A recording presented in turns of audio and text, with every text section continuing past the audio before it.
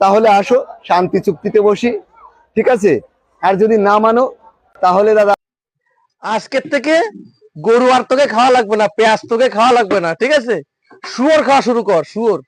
কম টাকা দাম, ইন্ডিয়ায় মোটে 300 টাকা কেজি, তাহলে মিনিমাম বাংলাদেশে 1000 টাকা কেজি হবে, বুঝতে পারলি? শুয়োর খাবি আজকে, তো শুয়োর পাঠাবো। বলো, ঠিক আছে, একটা শান্তি চুক্তি করে নি। শুয়োর অ্যাভেলেবেল আছে আমার কাছে, গরু আর তোকে খাওয়া লাগবে না, ঠিক আছে? তার কারণ তোদের গরু খাওয়ার যোগ্য তোরা না, তোরা শুয়োর খাওয়ার যোগ্য।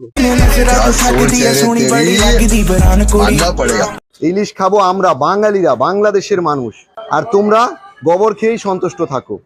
আমরা ইন্ডিয়াবাসী, আমরাই কম দামে পেঁয়াজ কিনে কিনে খাবো, ঠিক আছে? তোকে আর পেঁয়াজ কেন লাউড়া, তোকে জল দিয়ে ডুবাই মারবো। তিস্তা দিয়ে দিছি তো, দেখলি তো? তাই এবার ওই তিস্তার জল খাই, ইলিশ তোকে খাওয়া লাগবে না।